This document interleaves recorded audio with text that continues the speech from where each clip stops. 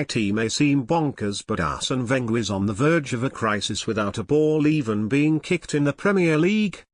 Wenger's team may have beaten champions Chelsea in the Community Shield last weekend to add to their FA Cup win over them, but the natives are still restless at the Emirates Stadium.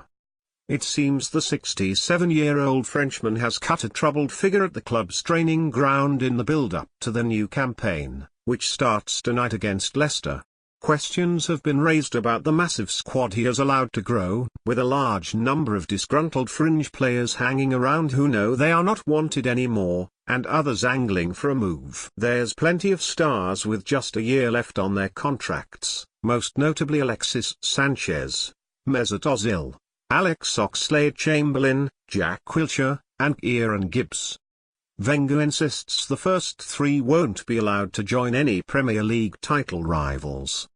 They aren't exactly queuing up for Ozil, but Manchester City are desperate for Sanchez and Liverpool and Chelsea are very keen indeed on Ox.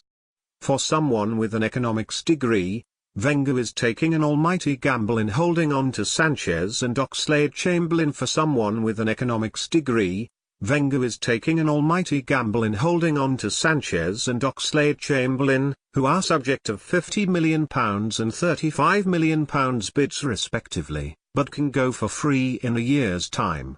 Meanwhile, Wenger is holding out for £20 million for Wilshere and £15 million for Gibbs, while the likes of Mathieu Debuchy, Gabriel Paulista, Carl Jenkinson and Lucas Perez, who cost around £44 million between them, are still on the Gunners' books.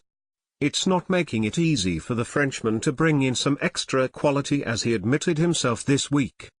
At the moment I have created 33 players and it's very difficult to manage on a daily basis such a high number, hardly the ideal preparation for a first season out of the Champions League in his time at the club.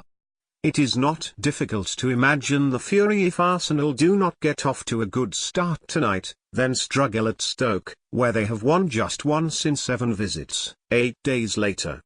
You can easily see an angry mob then accusing him of not getting his squad into shape after signing a new 2-year deal.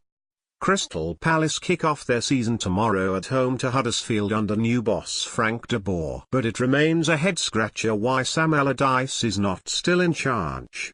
It's worth around £170 million to earn promotion to the Premier League, and although there are parachute payments, dropping into the Championship for the Eagles would have been a hammer blow. Particularly because word has reached this column that 7 Palace players, Christian Benteke, Fraser Campbell, Bakary Sakho, Chung Yong Lee, Andros Townsend, Jason Puncheon and Steve Mandanda, have relegation clauses in their contracts ensuring they can leave if another club makes a bid which meets certain minimum criteria. The South London club picked up £115.2 million in prize money after Allardyce took them to 14th place last season on the back of a final 13 games which saw them pick up 22 points out of 39, including wins against Chelsea, Liverpool, and Arsenal. Yet in May Allardyce quit Selhurst Park saying he had no ambitions to take another job.